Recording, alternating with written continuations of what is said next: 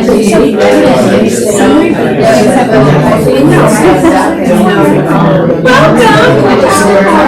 everybody. It's like otherwise, we'll get to the teacher thing.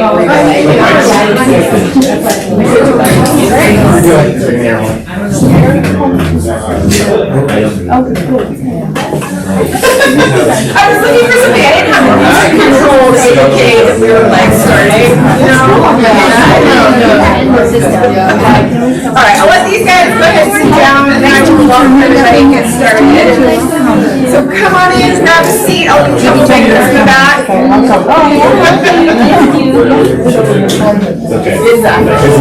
Hi, everybody.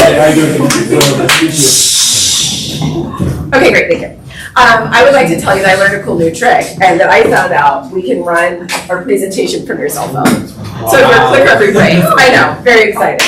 So if you ever need to know, ask these ladies, they know how to do it. If you haven't already done so, if you would please disconnect from the Wi-Fi so that we can make sure we get this recorded on our stream so that we can post this for people that can't attend. Thank you, I see everybody turning off the Wi-Fi. I appreciate that very much. Today, we are going through our risk management meeting, so I won't steal any of Broker Bob's thunder. I know you guys are always excited to make sure that you are staying compliant, doing the things you need to do. Obviously, it's extremely important for your business, so I'm excited that you guys are here to go through that with him today. And let's dive right in with welcoming Nick Collins. Hey, welcome, Nick. Very excited.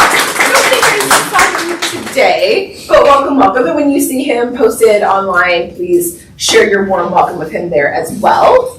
I will stop and pause for a moment. Anybody have a gratitude, something they want to share? Somebody did something positive for someone else. Yes. Oh. We both get one. I have a couple of things. I am grateful for Wendy Amantre. She came to my open house. I saw her signs this weekend and I invited her to mine because our times are exactly the same. And she came. Nice. I was like one of the only people that on Sunday, but that's okay. I love it. And I'm also really grateful for my friend Tamrat. He's here with me today. He's moving down here more and more from Riverside. So if everyone could welcome him, he's just kind of saying hi. And I wanted to bring him to do this risk management with us today. Welcome. We're happy to have you here. Yeah, I want to say thank you to Karen. She literally gave me 2 hours of training on zip forms, so now. So I want to say thank you, Karen. Thank you. And thank you to Amy too for inviting me. So yeah, I learned. I think that was a question and she answered my question. So thank you.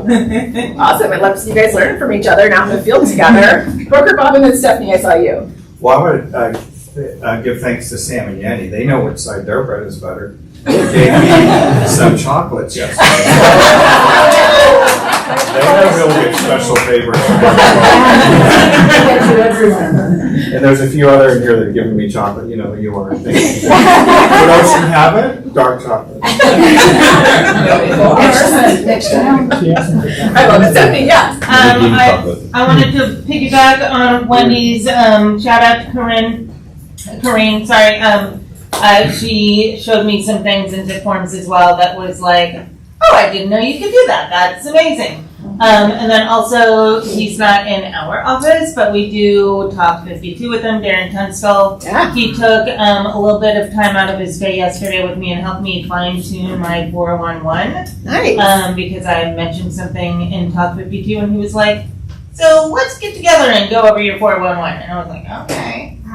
Very cool. But it was great and I needed that. So fantastic. Love that. And I will share that with Darren. We're talking with him on a couple of upcoming things. So I will mention that to him when I speak to him. And for those of you that don't know, I know I was talking to somebody else this morning. Talk 52 in the morning, every morning from 8:30 to 9. Practice your conversations with Darren in that group because you're practicing with other agents instead of practicing on your clients. And you can go in and log into the portal and see what you're going to be talking about every day. So if you can't attend 100% of the time, that's okay. But it's a really great way to practice your conversations. Awesome. Good ones, you guys. I just wanted to add Oh, yeah, just one more. about that. So I have been certified as a Zinform trainer, so if you all have any questions about it. Oh, yeah. You should be teaching I'm that. not saying I know everything about it, but I know a little bit more than the average bear, I think, just because. Okay, maybe, yeah, I was gonna say, maybe we'll reach out and connect on a class. Okay. So nervous, I don't know. You're Kids' nervous, think of friends. service. So, I love that. Big round of applause for Danielle. Can I put on the agenda later, or do I keep going now? Do I give Danielle time? You ladies tell me. I think I have a moment coming back to Yes, you. she's coming back. Okay, let's keep going forward. We'll come back and I'll give you some time to talk, but a round of applause for the food first is always a yes. Okay, trainings and events. I'm gonna go through these because you guys are getting these emails. If for any reason you're not getting the emails that Evie sends out, please let us know. Sometimes it goes to your junk and we have a button that we can hit to make sure you get reconnected. Thursday, September 26th from 1 to 2:30 p.m. Eason is coming back. This is all command trainings. This is a regional tech trainer. He does also know a lot about command, so if you guys have one-off questions, come to this. He's gonna teach you kind of like soup to nuts how to get the whole thing done in command. Eason's fabulous, and he's also in the meetings with the national board that's working on tech. So if you guys have concerns, things that you wanna see it do better, like this is the moment. Come, bring your computer, come get your system set up with Eason. Real Estate Career Night, Thursday the 26th from 4 to 5 p.m. here. Ashley and Alicia are going to be co-hosting that. Anything you want to add, or you just want people to tell everybody who's interested? Yeah, you guys, if we're friends on Facebook, I did post a couple times, so if you want to go share that, that'd be great. If you do have anybody that's interested in coming, just get them connected with me. You can do like group chat or something, just so I can put them on the roster so we know, have a head count. Otherwise, it's gonna be right here, so it might be a little loud. Every time I'm working tomorrow. Yeah, and the other thing I would share about this is it doesn't just have to be people that are brand new to real estate. If you have somebody that's working somewhere else and maybe they've done a deal or two, but they really want to come in and get to know more about how we operate our systems and models and tools, they would be great for that as well. So it can be shared with anybody that's looking to find out more about how we run our systems and models and tools. Awesome. Affiliate Partner Night is also on Thursday. Busy week. That's tomorrow. Evan's thing is tomorrow? This is the Affiliate Partner Night. It's tomorrow night. This is for any of your vendor friends that you would want to be able to recommend to all the other agents in this room and that are going to watch this recording. So Ashley is running this. This is for our 2025 affiliate program. We are making some changes. Ashley and I are working on going through restructuring how we work with our affiliates and our vendors so that we can make sure that they are getting lots of time with you and so that they are getting value out of that partnership as well as obviously you guys getting value out of that partnership. So we're really working hard to make sure that as we go into 2025, it's a win-win on both sides. So we've made some remodels and some restructures that we're really excited to take your vendor and affiliate partners through that night. So feel free to sign up here, ask me about this after the team meeting. I'm happy to get you guys connected to this as well. And there may be special early bird pricing for 2025 if they come on Thursday. Just saying. Business Planning Clinic, October 3rd, 9 to 4. Register here. This is also on the Facebook page. Somebody asked me about a November date. I am checking into that with Evie. Evie, if you're listening, are we also doing a November date? I'm looking into that. But if you're able to come in October, come now, plan your year. Be there. Okay, here's where I give you a moment. Please come up, Danielle. Everybody give her a round of applause. Thank you very much. And I want to thank you guys for giving me a couple minutes here to talk about my business. So my name's Danielle. I'm the owner of Morrison Property Inspections. I also want to give a special thanks out to everybody in this room that has referred us to their clients. So it's greatly appreciated to all of you. So look, you have probably had a billion home inspectors stand up in front of a room and tell you all about how they do inspections and what a great job they do at inspections. So I'm going to keep that part short. We do great inspections. They're high quality. We look at all the parts. We look at all the parts of the house just like all the other inspectors do. So what sets us apart? We do offer some additional services. We are fully able to do sewer scoping. We use drones for every roof that we can't walk on. We try not to crash them. Might have done it once or twice. Definitely not into any Porsches. But so we use drones for any roofs that we can't access or that we can't walk on. We do pool testing, we'll do ADUs, and basically we go above and beyond and look at everything that we can possibly get into. So I will tell you, my inspector, Kevin, I don't know how he gets into every little crevice of the attic, but somehow he does. So he will get everywhere in the house. He is really good at doing that. So, again, we do great inspections. So, not only that, but what we are really good at, customer service. I'm very, very focused on customer service because I don't know if you guys have been out in the world lately, but there's a lot of companies out there where good customer service is really hard to find. And when you find somebody that you work with that actually goes above and beyond to make sure that you and your clients are happy, it can be a breath of fresh air. So that's what we are trying to do on our side here. So in addition to doing obviously a great job at inspections, it's the customer service part. We try to be as flexible as we can with scheduling. We did an inspection at 6 p.m. last night. So whatever you guys need, we'll do everything I can to try to fit you in when and where you can. So we cover all of San Diego County. We'll go up as far as Menifee. We'll go as far out east as El Centro. And I have referrals for other inspectors in other areas. If you're ever in some out area, you've got like a Hemet property or something like that, hit me up. I have some people I can refer you to out there. And I also have a very long list of referrals for different trades, electricians, plumbers, everything like that. So that said, that's really all I want to bore you with on inspections. Yes? Or would you go a little bit farther than El Centro to Calexico? Yes. I lumped that all in together. But yeah, everything out there. Any other questions? How quick is your turnaround? Same day reports. Did you already say that? No. I did not. No. I should have, but thank you for marketing for me. Yeah, same day reports. The only exception is if it's a very large multifamily property, so we'll do up to 8 units. Sometimes in that case, it'll be next day, but 99% of the time it'll be same day. Do you have some more questions? You do a summary of health and safety issues? Yes. And how about crawl space? Yes, we always do crawl space. As long as we can access it. Like I said, Kevin will get in pretty much anywhere. So if he can slide in there, he will get in there. So yeah, we do crawl. Flexible backbone. He's got flexible backbone. I don't know. I think he's got flexible everything. So, yes. I just want to say that we use them all the time, and Kevin, he's really good with customer service. He always talks to our clients right after the inspection. He goes to over everything that he found, so gives them a heads up of what's going to come on the report. And we really appreciate that because then he gives us a heads up on what we need to do if we need follow-up inspections. So, awesome. Kevin is great. Yeah. And he does it everywhere. He does. I know how he does it. Yes. Are you thinking or potentially becoming certified with like the house? You know how the housing commission and like rental loans they only have 2 specific inspectors right now. I have. Can anyone? I have put my name out there several times. I've contacted them. I've done their paperwork, and I'm just waiting. So.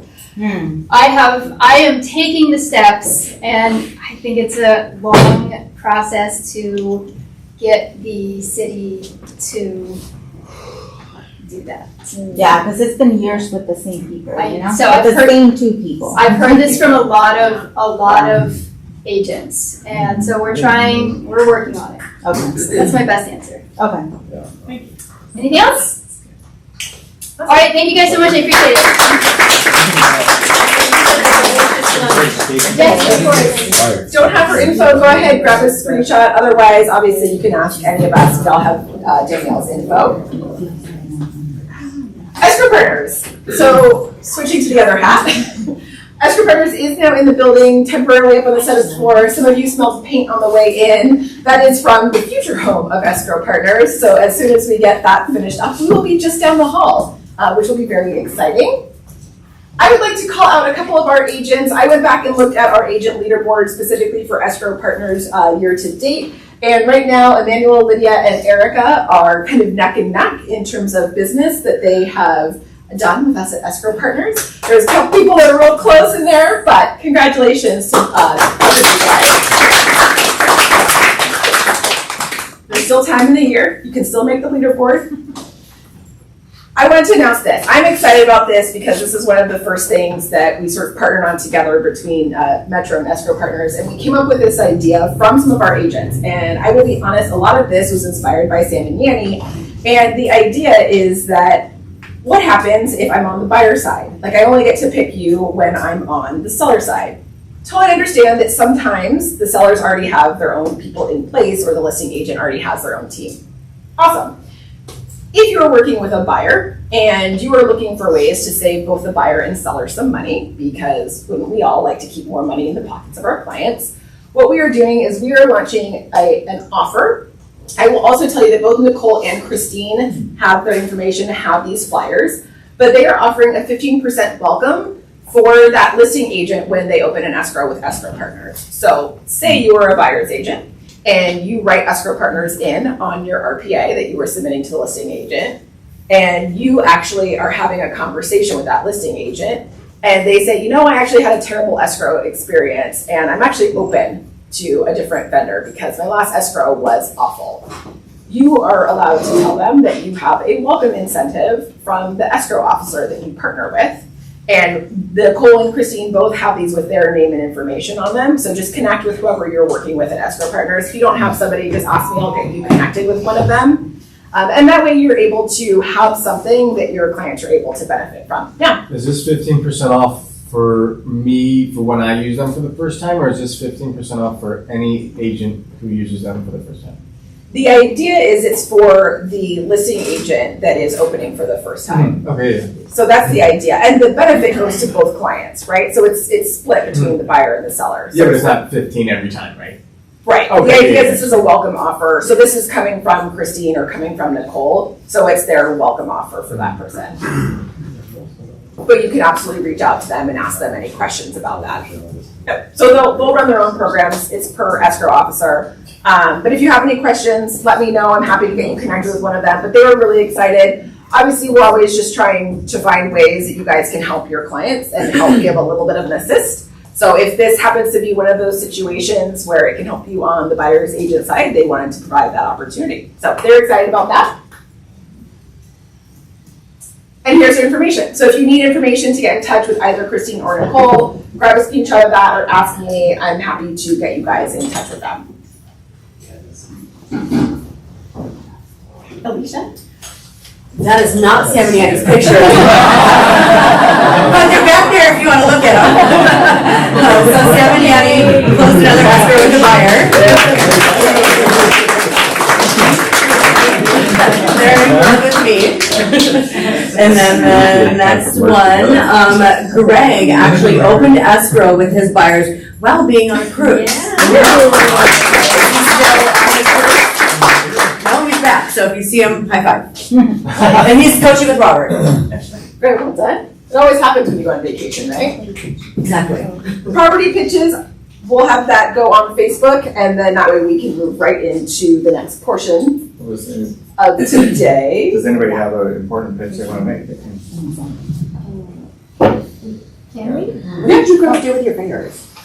Both of you. I know, matching fingers. I have a listing coming up in Lakeside on Friday. It's gonna be $899, solar paid for. It's built in the year 2000. Cool property.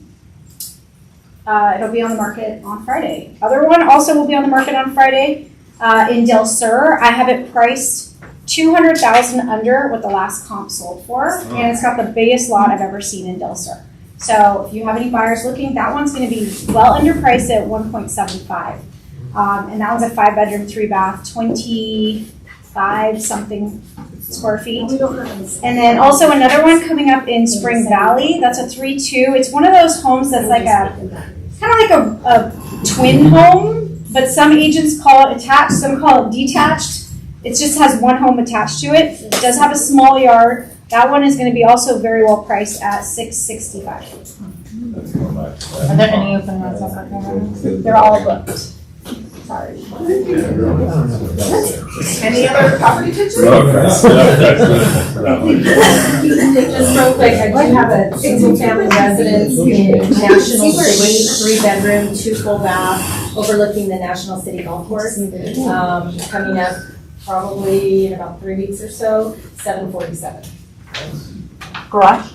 2-car garage. Awesome. Thank you. Hi, everybody. So what's the word? You tell us. Who's got buyers they're working with? What's the consensus out there? What are the buyers saying? Everything's too expensive, that's what they're saying. Things are too expensive? Yeah. They don't want vertical. Rates are coming down, right? Rates are good. Oh, yeah, rates are good. Who's got listings they can't sell? Yeah, it's overpriced. Thank you. Meeting's over. I'm doing good. But Redfin just came out with a report, half of the listings in the US have been on the market 60 days or more. So what does that tell you? Market's just shifting, that's all it is, right? Well, people aren't used to that. They're not in San Diego, right? Yeah. Well, I think prices just got so high so quick that people are like, buyers are like, oh, no, I'm holding off. So just have conversations with your sellers about pricing it right. I like the fact that you're $200,000 on the comps, because that's gonna get a lot more attention. And I feel sorry for the seller that just is sitting on that condo that's priced at $750, that their neighbors just sold the same price. The 4 neighbors just sold the same unit three months ago for that price, and they can't sell it. So, and I'm doom and gloom. Here's what we're trying to do today. I won't go through the entire thing, we'll just get going through this. Show of hands who has not logged on, downloaded the 2 classes that reviews the BRBC and the RLA. Show of hands who has not. Why? Log on and do those, because that's your contract training on those new forms. We're not doing the contract training here in the office because I'm relying on CAR to do them. Because they'll go through the details really much better than I can for now. But then guess what happens in December? They're gonna change them again. They're going to change them again. They're going to do a little update because they're going to fix and tweak the stuff that they realize that they didn't get right the first time. So, but it'll be important to know what that is. But still take those classes, because if you call me and ask me where to put the cooperating broker compensation on the RLA, I don't see where it goes. What do you think I'm going to tell you? You're gonna hang up. Well, first thing, what am I going to ask you? What am I going to ask you? Did you take the course? Did you take the course? And if the answer is no, I stop talking to you. I refuse to talk to you. They're actually really good. They're thorough. Of course. Yeah. And then when you get into your zip forms and you don't know how to use it, you call Corinne because she'll. Okay? So it's important you get knowledgeable and educated on that, because you've got to know how to do the VRBCs when you're sitting and consulting with a buyer to get them to agree to pay you how much? 3%. 4%. Are you 4? Do you hear 5? Do you hear 5? Okay. Sold for 5. Are you worth 5? Yes, you are. I believe agents should have, before the settlement, should have been charging 10%. Wow. 5 for you, 5 for the other agent, because you work your butt off. I think 6% was a deal. So think higher about what you're worth, know your value when you're going in with your buyer consultation, your listing presentations. I know some agent that's offered this charges 3.5% on their listings because they know their value. They know their value. So just get that, okay? Zip form templates. So who has not downloaded the new zip form templates with all that Mark sent out? Who has not done that? Okay, everybody understand that? What's that? I can help if you have. Well, it's important that you do download them, because one very important thing we're going to discuss today in the BRBC as well as the RLA, there's language that we put in there for you guys to make more money. We're going to talk about that towards the end of the meeting. How do you make more money on it? Okay? And remove the old ones. Yeah, remove the old ones, delete those, okay? How do we know that everybody hasn't downloaded the new templates? Want to know how I know you haven't? Because we're submitting the old one. Sure. Because I can tell when you submit your BRBCs and your RLA, it's missing some little language in there that is not on there. So I know you have not downloaded the templates. And then Mark gives me a little text message, blah, blah, blah, did not download the templates. By the way, in regards to new forms, this just came out today, hot off the press. I just found out before the meeting. Because of all the stuff with people walking into open houses, they're going to reinstitute the P forms. No. You're lying. No, he's kidding, he's kidding, guys, no. No, they're coming out. What are the P for, what Robert, if you, see?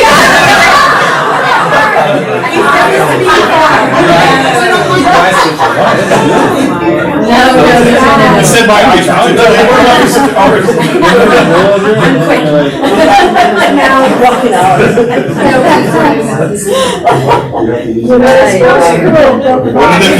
I left Canyon when I was entering this room. What are the P forms? So why don't you click on that and then please, that'll link to the document and make the document bigger. Okay, so we're gonna review some of the few things. I keep adding stuff to this document about the most frequent things we're seeing that you need to be aware of. And here's what we're seeing in compliance. We're still seeing some BRB mistakes on the BRBC. What we're seeing, the number one is the representation is more than 3 months. How long can the representation be on a BRBC? 3 months. 3 months, 90 days, okay? So what happens at the end of 90 days? You have to renew it. Renew it. How do you renew it? A modification. Modification of. You can. Or a new one. Best practice is to do a whole new BRBC. Because by that time, something could have changed on it with their desires or their wishes or their wants. Because if you put in a certain property type in a location, maybe by the end of that 90 days, they decided, by the way, if it's 90 days, I would reevaluate that client anyway. Sorry, I would. Because if they can't figure it out in the first week, I'm not wasting my time. But anyway, they might choose a different location or they might choose a different style, and maybe they decide they want a condo. And you put in a single family. The number two problem is the location. Remember, you just can't put San Diego County. You should really consult about where they want to be. Rancho Santa Fe, certain square footage, et cetera, because if you just make it very broad or leave it blank, it could be unenforceable if you ever had to go pursue that payment. The number two thing is no compensation is entered in 2E1. Who's working for free? Okay? And number four, compensation is entered on the first page but left out on the very last page. Which page number is it? 5. Page 5. I have a Okay. question. Yes. So, in the current BRBC, and the client is kind of shifting in their search as far as criteria, do I need to amend that BRBC or am I good? Well, how shifting how? Area, like location, And what do you have in your original BRBC? East County. That's pretty broad. Yeah, but if they go to South County or North County, does it count? It could be unenforceable Okay. if you needed to enforce it. By the way, here's the biggest issue is you will have to decide as an agent if a buyer violates or breaches the BRBC and goes around you behind your back and buys with someone else, how you want to proceed, because really, you're not going after the broker that they did business with. Who are you going after? You're going after the buyer, right? So what will that involve? And we actually got cases where someone's won out with BRBC. I always thought that was just basically a fake paper. So why does it even matter? I mean, honestly, I mean, it's like. Agree. Like, you don't have a disagreement with me. Okay. Yeah, because Well, it's just give them the perception that you have agreement fee. It's a case-by-case basis. Do you decide you want to go after that buyer for enforcing the payment that they rightfully owe you because they signed an agreement, a legal document with you? Is there case law on it? Yeah. There is? No, I'm Well, not on serious. this one, but there's case law in enforcing a contract. Well, no, I know that, but I'm saying like, is it possible to like, I mean, has anybody that you're aware of done it? That and been I'm not successful? aware, but there's cases where the buyer can, would No, be they paid for. Okay. Before. Yeah, before. And it's a sad conversation. So this is a good conversation to have. I've had this happen before, that the agent came in and said, this buyer violated the terms of my agreement. Now I want to go after payment on it. And we got to walk through the merits of the case and figure out, did you dot your I's and cross all your T's? Because the biggest worry, I don't want to say fear, but worry I had as the broker is like, I'm not going to spend my time in court chasing after a buyer that breached the agreement and rightfully owed us money unless you did everything possible to make sure that you dot your I's and cross your T's in the contract. Because it's got to figure out what's more important. And we have had, and they're not here, we've had one agent that has attempted to recoup from a buyer that breached an agreement. Clear evidence. And this buyer did it to more than just one person. It was I don't want to show the whole thing, but it was a case where it was actually an agent in the industry said, hey, if you got any flip type properties, bring them to me and I'll pay you a referral fee. And the referral document was completely consummated, but she did this to everybody.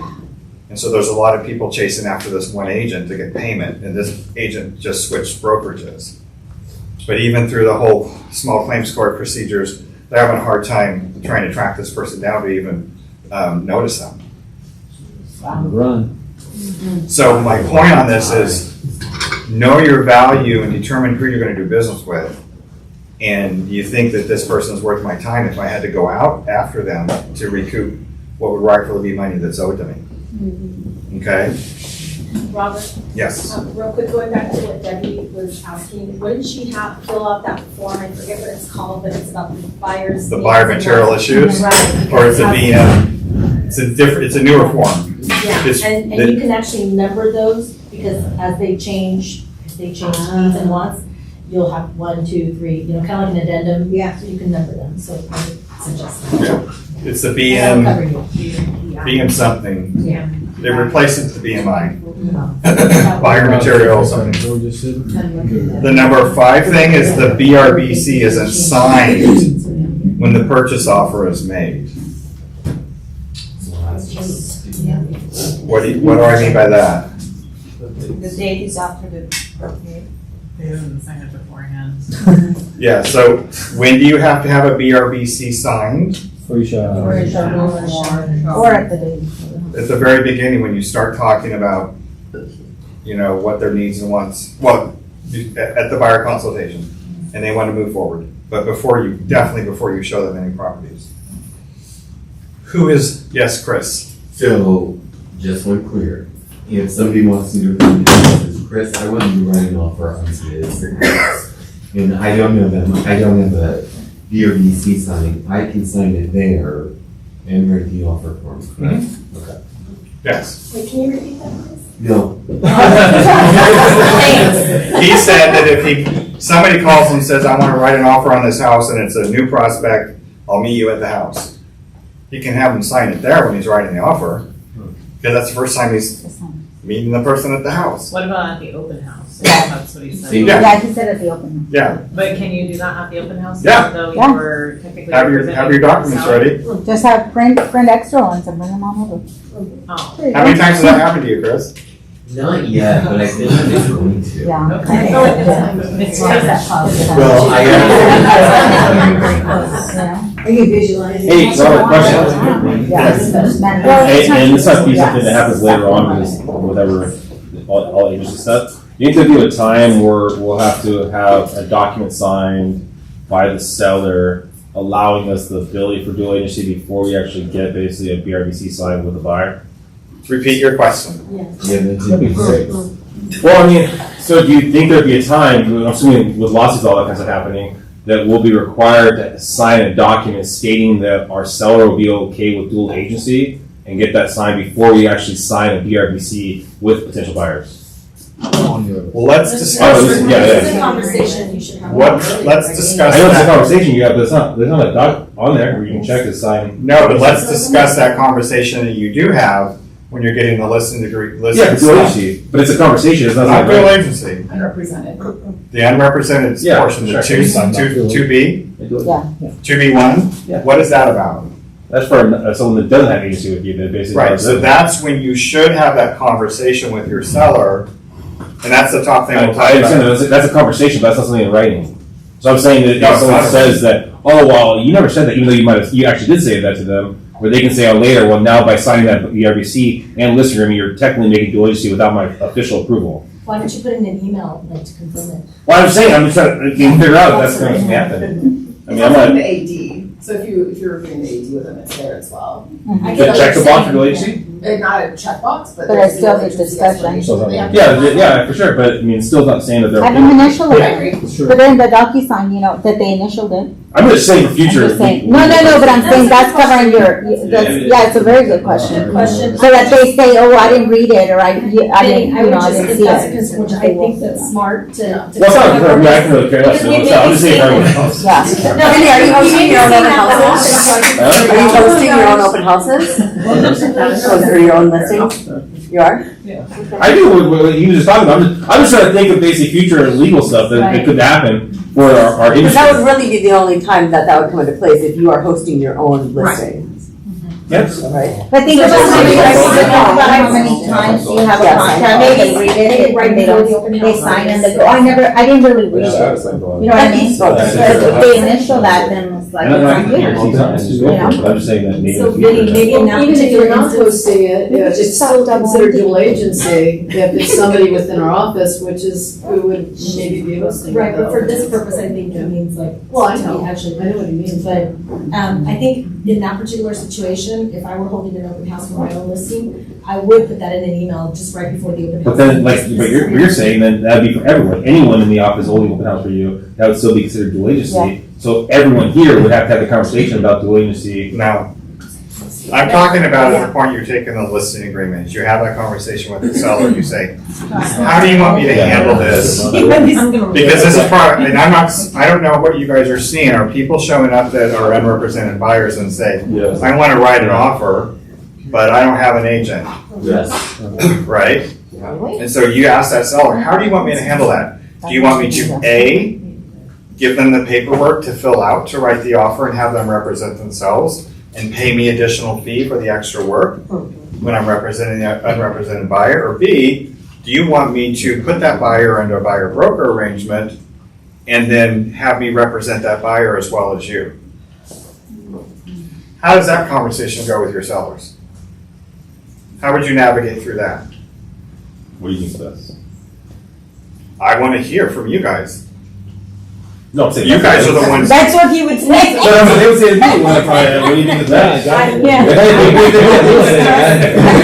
the value of having buyer representation outside of. Sell the house, I don't know. You would stress having another agent represent. Why? It's, less liability, there's value to a buyer having their own representation. It benefits both sides, really. What else? Okay. What else would you say? What else should you say? It makes our broker happy. He's gonna be happy regardless of it. So. I think it ensures that you're being a fiduciary to your client. Yes, And but that I the buyer represent you, broker being Mr. a Seller. fiduciary. Yeah. This is the sticking point I keep bringing up each meeting because I think this is where some sellers might have a challenge when you get to that portion now, because now no longer can you say, oh, if I represent both sides, it'll be X, but if I represent just one side, it'll be this. Just my advice is be very careful during this conversation with your sellers and kind of feel them out, because you don't want to claim against you for you're not acting in their best interest. Judy? Well, number one, conversation with the seller will be, first of all, if we have an unrepresented buyer, how much are you going to pay me extra? But we can't decide what the not commission, the concession would be for the whole idea is you can't talk about a concession if you don't have an offer yet. Mm-hmm. So if you can't talk about the concession, then you're already telling the seller, well, are you gonna pay me a concession when we don't even have an offer yet? So that situation becomes quite confusing in the kind of negotiations you're making with that seller. If you want, another thing is Broker Bob doesn't like us to do this. We know that, right? And that what we have always been suggested to do is to have them sign a non-representation agreement. And that agreement would be the same under the new contract that we're asking the seller to pay us extra for a non-representation situation. So which one do you want? I don't even think it's an appropriate question to ask a seller, because what we're asking them is, do you want to pay concessions? Are you willing to look at concessions in case somebody brings a buyer? And if I bring a buyer, do you want to pay me concessions? I mean,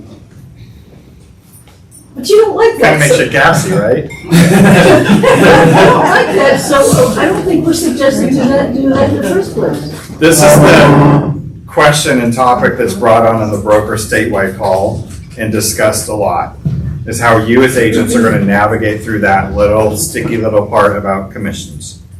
Or, I'm sorry, Concessions. compensation. Concession. Concessions. I get confused on that. Yeah, it'll be interesting to see how you navigate through it. So when we're having that conversation with the seller, can't we also say, like instead of just A scenario, B scenario, a C scenario, that we're referring to another agent? I would love for this buyer to be represented by Corrine. And it's still dual agency because it's under our brokerage, but at least the buyer's going to have separate representation. And the seller is not sharing our representation. Exactly. So you see how it makes it easier, it makes Broker Bob clear. happier? It's There's clear. a clear Yeah. line, there's a wall Yeah. between the buyer's agent and the seller's agent. And I know how people like to represent both sides because they think they're gonna make more money. Just know if that's your standard of practice, you're gonna be open to a lot more scrutiny, is my point. And you can still get a referral fee from the person you're referring to. Yes. As long as you disclose it. You have to disclose that to the seller. Yes. So I would rather take, because most of you are taking the listings, let's say 3%, and you're putting 1% in the unrepresented buyer section. 4%. You don't add you're not just putting 1% there, right? Isn't it? You're putting 1% for the unrepresented buyer on 2B1. Yeah. But you can put 4. It's your total commission. You're not. Yeah. I'm gonna get a lot.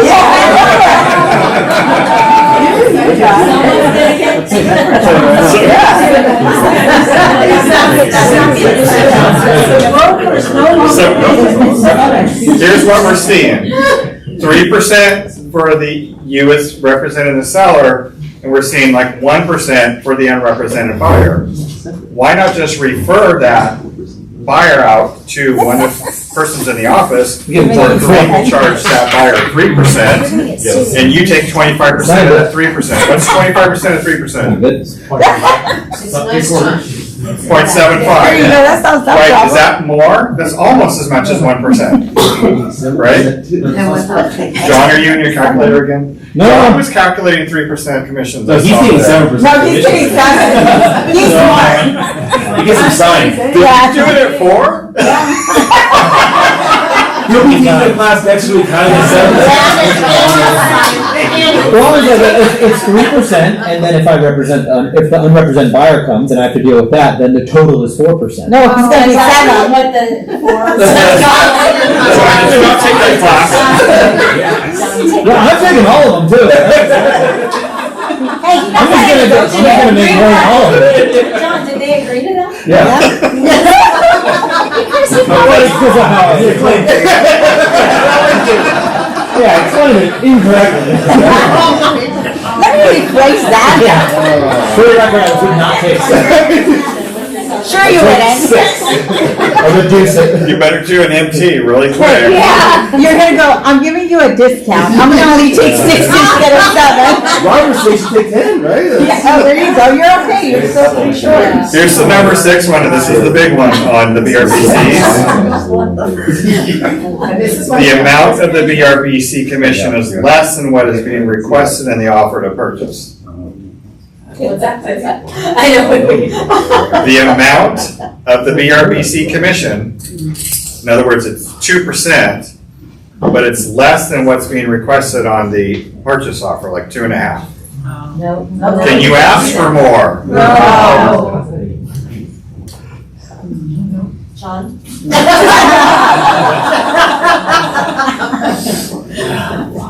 In John's world. I thought I was better than this. Actually, maybe I John's telling me more questions. They signed it in person too, not in DocuSign. It was a wet signature, so they. I would love this work. But it was their, hey, they read it, right? Dining room table. 2%, because 2% of 500, let's say it's 500,000, 2% of that is $10,000, and that's our deductible if things go south. Right. So it's just another reason. What's the reason? Okay. Not to go that route, but it's another reason to do more than 1%. Oh, yeah. If it's underrepresented, because if it goes south, you're not even covering your deductible. Yeah. So. So remember that the buyer's representing on the SPBB, that amount is the same amount that's on the BRBC. And I told you in the past that when you submit the documents to escrow, you only need to submit page 5 of the BRBC and then SPBB, right? Yeah. But then he's in an escrow where the escrow is demanding the entire BRBC, like they're being a stickler. So know who your escrow company is. Who's your Not escrow yours. company? Vinny, who's requesting the entire bureaus? The escrow company. X company? I can't tell you which name, that'd be, confidential information. I actually have Thank you, that, Dave. I actually have that. I mean, I was representing the buyer, but they wanted the whole thing. And I just go ahead and give them, just black out anything that might be personal information that you don't want to give over. So here's the question, so kind of review. If you have a BRBC agreement with a buyer commission of 3%, okay, and the RPA asks the seller to pay it, but the seller counters with an offer of only, let's say 2.5%, which is less than the 3, right? 2.5 is less than 3. Can you amend the BRBC to reduce the commission for just that one property? Yes, we can. Right. Do you understand the difference? Don't reduce the entire BRBC. Reduce it just for that one property. Why? Because if it falls under escrow, which it may with an I'm sorry, I'm thinking of something else. But, then you can, I'm sorry, I lost my train of thought. I started answering another question and then I realized, never mind. No, so what was the question? If the offer doesn't get accepted or it falls out of escrow, then we can still charge. Yeah, you can still represent another property. Right. If a buyer has a non-exclusive No, we got you, yeah. PSRA, that's the purchase and sale representation agreement. Which one is that one? The property showing and representation. And it's non-exclusive. Non-exclusive.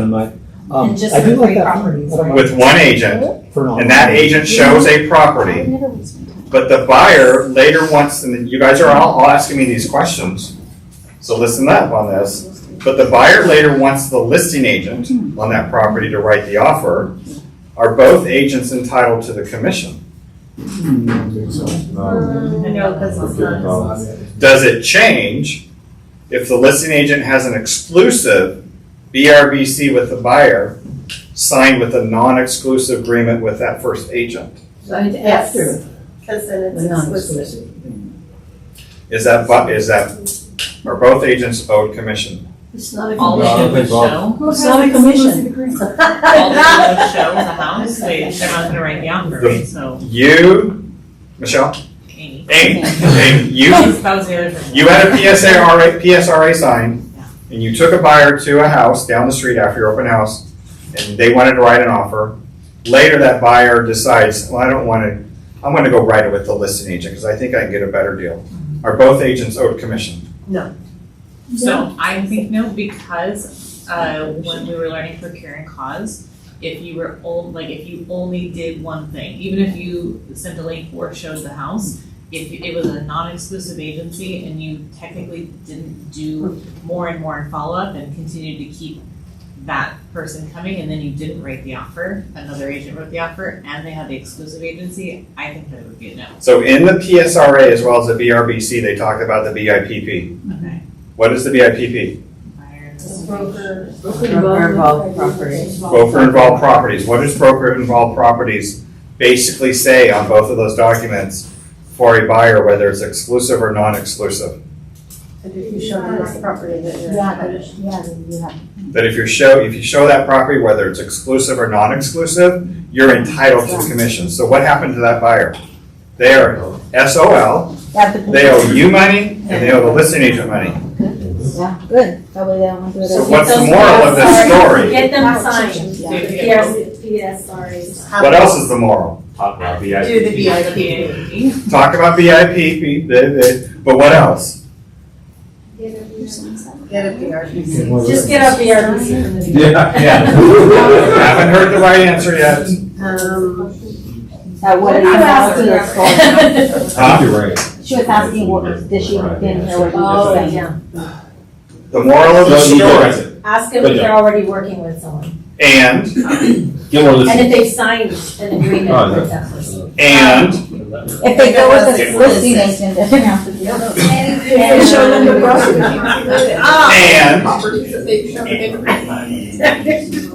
And did they sign a BRBC? if that agent gave them a list of all the properties that they show, and if there are those properties on that list, That's true. do you see how you have to go deep now?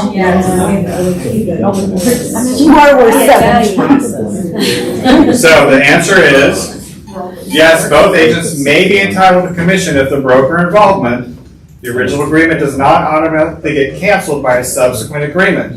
While agreements can be terminated, if there is protection period in place, the original agent could still be owed compensation even after a new agreement is signed with a new broker. So you've got to make sure, have you signed something? Great. Do you have a copy of it? Great. They don't have a copy of it. Did you get a list of properties from that agent of every property they showed you? Don't have that. No. No, I'm just role playing. No, I didn't. Yeah. But these are the questions. Because what's happening is buyers can now go sign PSRAs and BRBCs non-exclusive with multiple agents. Yeah. And you've got to go really deep now to make sure that they don't owe a compensation to another broker. Otherwise, they're going to owe compensation to both of you, and they're not going to want to pay both, and one of them is going to have to sue. And it's usually going to be the agent that's out of the transaction, not in the transaction. And then you're going to come to me, and I'm going to ask you this question. What questions will I ask you? Did you supply a list of the properties? Did you ask the question, did they have a PSRA or a BRBC? Great. Did you get a list of the property? Did you get a copy of that? Is it exclusive, non-exclusive? Great. Now, did that other agent did that buyer give you the list of all the properties? No. And then you want me to go sue that buyer? Yeah. Because you answered no to all those questions? No, I didn't see one I had it. So if they say no to all of those questions, we send them back to get that information? Or do we You have to keep decide working? then at that point, do you want to move forward with this buyer not knowing whether or not, because someone brought up recurring cause. Recurring cause is changing. NAR's trying to figure out how to change this with the new rules, and they haven't figured it out yet. Does recurring cause go away? Does it stay? Does it get modified? So hopefully we'll get some more information on that soon. Well, can you follow up with an email if they say that the agent that didn't give If a buyer was unable to obtain sufficient insurance and was denied their loan, the buyer could cancel on the basis of the IC. But the buyer had already removed their IC and tried to cancel using the loan contingency. They can't do that because that would be a breach, and the buyer's deposit would be a risk. So the tip of the day is, don't remove the insurance contingency until it's clear that the buyer will be able to meet their lender requirements for obtaining insurance for the terms of the loan. I have a question. Yes. Should that period of time be as long as maybe a loan? We probably shouldn't rush that, right? Like, how long should that period of? They should be Well, getting, clients should get insurance. You should get insurance, you should get insurance. Because, yeah.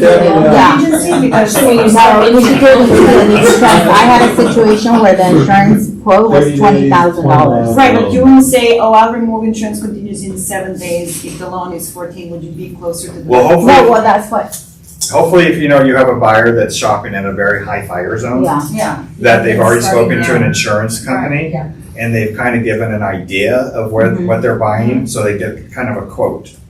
Because you don't want a buyer getting shocked if they have $2,000 a month in Right. homeowners insurance. well, that also can affect the loan Yeah, because of totally. debt to income ratio. You could fill in the actual address later, but, you know, just get the. So as soon as it starts Just a little looking. bit. Yeah. So we didn't get through the 7 mistakes you don't know you've been making. It's all in the documents that were emailed out to you. Just need to make an announcement. So this NAR ruling has put tremendous bearing on the compliance team. We're talking your transaction coordinators and Mark in reviewing all the documents. So because of that, we've had to look at how much we're charging to do compliance in our office. And escrow fees have gone up, lenders fees have gone up, title fees have gone up, but compliance fees have not gone up. And so a couple weeks ago, I approached the ALC. You all know what the ALC is. It's your Agent Leadership Council. And I presented to them a scenario about where our costs are in the compliance department, the amount of work it takes to review the transactions. And Mark's workload has increased so much that I don't even know why he's still with me, but he's been a huge, because if I was him, I'm like, I'm done, I'm out. Because we're both about out half the time. Because there's a lot more workload on us. So there's the compliance review fee, which is $75 for agents that we have to increase at $25. I've gone to the ALC to explain it. They've all approved it. And how would you make up for that fee? That's why you need to make sure you've downloaded the new transaction templates, because in those transaction templates, there is a item in there for additional fees that we have labeled it transaction and compliance fee. My recommendation is when you get your BRBC signs and your RLA signs, you interject those fees and pass it off to your principal. Because as the industry evolves and changes, if commissions come down, which we haven't seen it yet, but if they do come down and they're challenged, you're going to have to figure out how to pay for your expenses in this industry. And that's one of the ways to do it, is have the principal pay for it, because your expenses just you got to figure out a way to keep your expenses high. And if we don't do this, it's just more, I have had to increase. So for an example, when Mark started in 2010, our compliance fee was $50. And then we raised it in 2019. Well, we haven't had a raise since 2019 for that. Yet in 2014, when we started, the average sale price was average commission was $10,000. Now the average commission in our office is $20,000. So commissions have doubled since 2010 or 2014, but Mark's fee has remained the same. And so he's not making any more money, and he's doing a lot more work. So my recommendation is to pass that cost off to your principal on all of your agreements. And you might even consider passing the cost of the TC as well. And the way you sell it is, because of the NAR settlement, there's a lot more compliance and oversight. This is a fee that's necessary to make sure your files are airtight. That's good. And then the buyers and sellers are, okay. So if you're good enough and you know your value, it should be an easy sell. Bridget will speak to it, that the entire ELC was all for it. Not only that, but I told him it should be raised to much higher than $100 because what Mark does is incredible. I mean, we are so lucky in this office. So we love you, Mark, if you're listening. Thank you for everything you do. Yeah. Thank you. And this is way past time to raise this. Yeah. That's true. Yeah. Not only did the number of transactions cut in half, his pay is cut in half because he's doing less volume. So I looked at it, I'm like, we've got to figure out a way to how to pass that, to give them some more money, but also pass that through to your buyers and sellers as we go through these changes, because the NAR settlement has put much more pressure on at the brokerage level, much more, and even at the the MCA level, much more work on their part. The amount of time spent on these transactions is a lot more. Yeah, And when Ashley said that she's never seen as much stress on me the last few months, it's absolutely true. Like my blood pressure has been a little bit higher.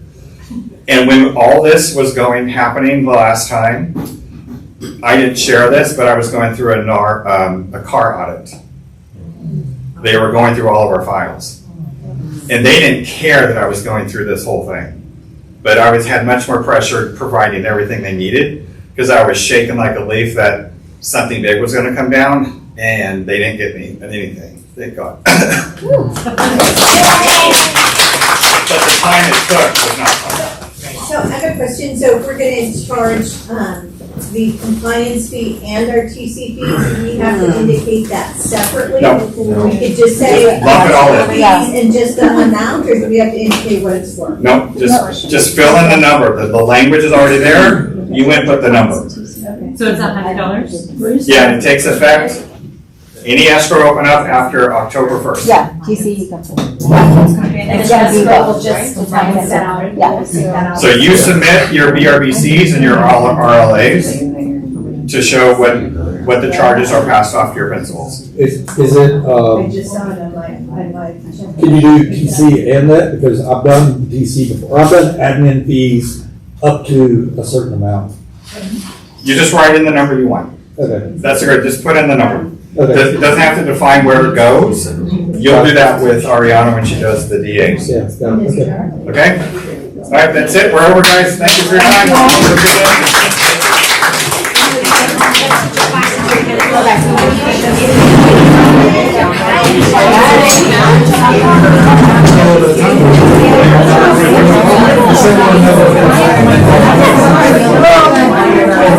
So really quick, you guys. So really quick, the total compliance fee is $150, because $50 of it goes to the office for just the processing. So do that, $150 plus whatever you pay your TC. And every TC charge is different. And this will all be on an email this, about 5 minutes. Oh, yeah.